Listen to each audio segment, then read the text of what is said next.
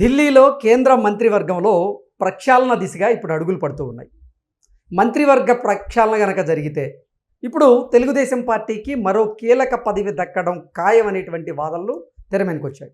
దీని మీద మనం పూర్తి స్థాయిలో విశ్లేషణ చేసుకుందాం. ప్రస్తుతం మనతో పట్టినారు ప్రముఖ రాజకీయ విశ్లేషకులు కృష్ణకుమారి గారు. వారితో మాట్లాడదాం. మేడం నమస్తే. ఢిల్లీలో కేంద్ర మంత్రివర్గంలో ప్రక్షాళన దిశగా అడుగులు పడుతున్నట్లుగా సమాచారం అందుతోంది.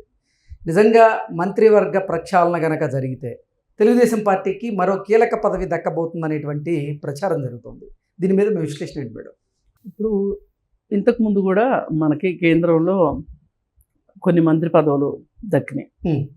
అలాగే ఒక గవర్నర్ పదవి కూడా దక్కింది. ఇప్పుడు అశోక్ గజపతి గారికి గోవా గవర్నర్గా ఇచ్చారు. అవును, ఆయన అన్ని విధాల అర్హుడు. చాలా గొప్ప విషయం అది. ఆ తర్వాత చూసుకుంటే గుంటూరు డాక్టర్ గారు ఒక పెమ్మసాని చంద్రశేఖర్ గారు మంత్రిగా ఉన్నారు. ఆయన సహాయ మంత్రిగా ఉన్నారు. అయినప్పటికీ ఆయన క్యాబినెట్ మంత్రి కంటే కూడా సహాయ మంత్రి అయినప్పటికీ ఈయన గళం బాగా ఇప్పుతున్నాడు పార్లమెంట్లో. ఒక రకంగా కావాల్సింది అదే. ఊరికే ఉత్సవ విగ్రహాల్లో కూర్చుంటే ఏమొస్తుంది?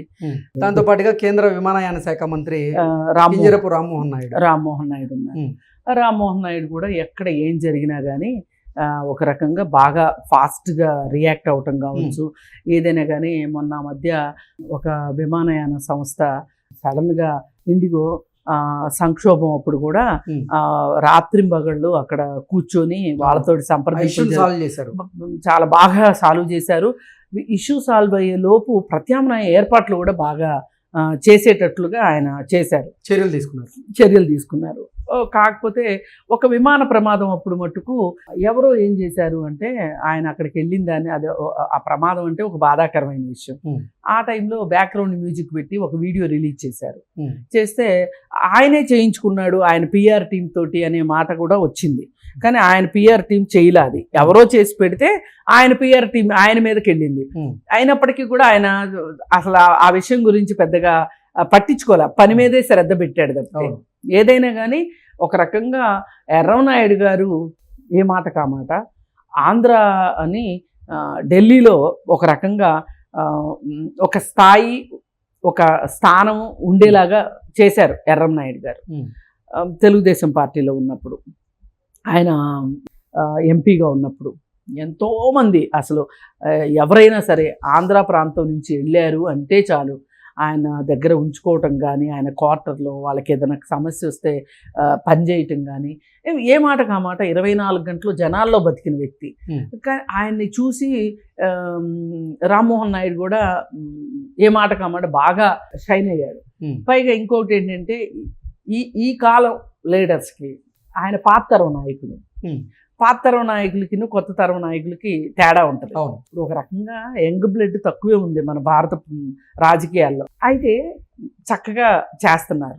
అంటే ఇవాళ ఒక స్థానం ఇవ్వాలి అని అనుకోవటానికి కూడా, ఒక కీలక పదవి ఇవ్వటానికి కూడా వీళ్ళందరూ చేస్తున్న పని విధానం కూడా ఒక రకంగా ఈ పార్టీలో వాళ్ళకి ఇవ్వచ్చు అని కేంద్ర ప్రభుత్వం అనుకోవటం కూడా ఆశ్చర్యం లేదు. అసలు ఒక పదవి ఏంటి, నిజంగా చూస్తే ఇంకా ఇచ్చితే మటుకు ఇవాళ ఎన్డీఏ గవర్నమెంటే నడుస్తుంది అంటే ఒక రకంగా తెలుగుదేశం వల్లే.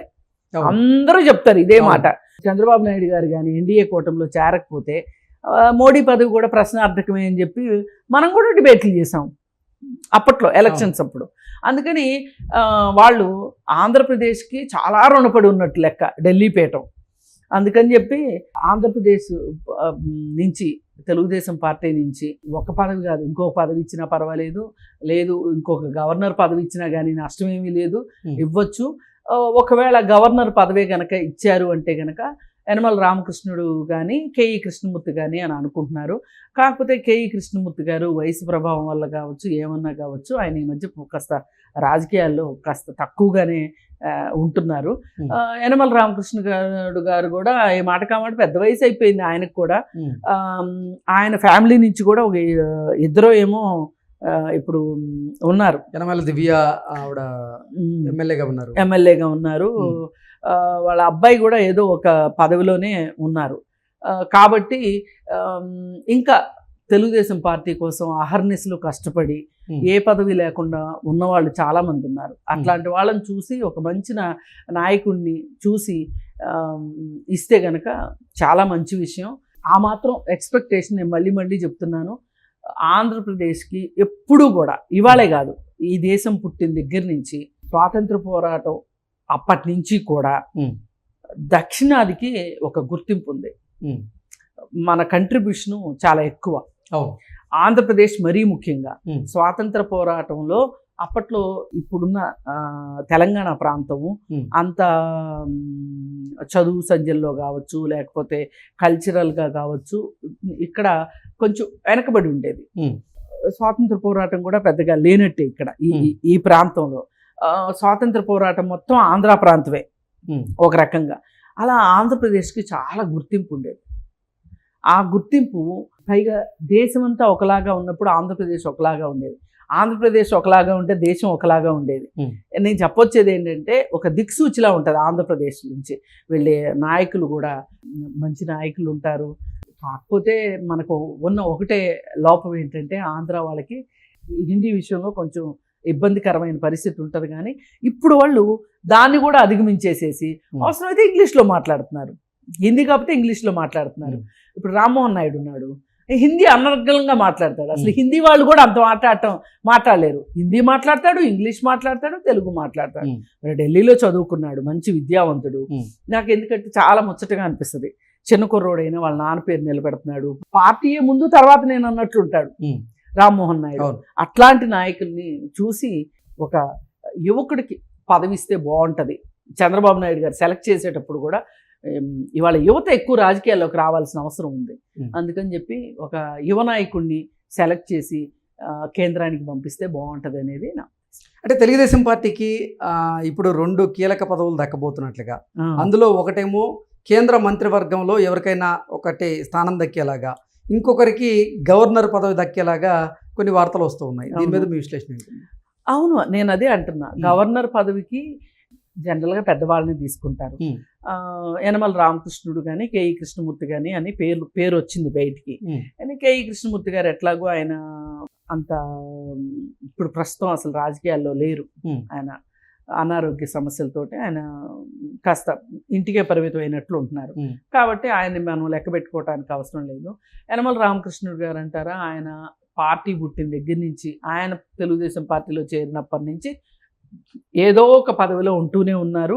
అలాగే ఇప్పుడు ఆయన ద్వితీయ నాయకత్వం కూడా వాళ్ళ కుటుంబం నుంచి ఇంకొకరికి పదవి దక్కింది. కాబట్టి ఇంకెవరైనా పార్టీకి చాలా సేవ చేసిన వాళ్ళు చాలామంది ఉన్నారు.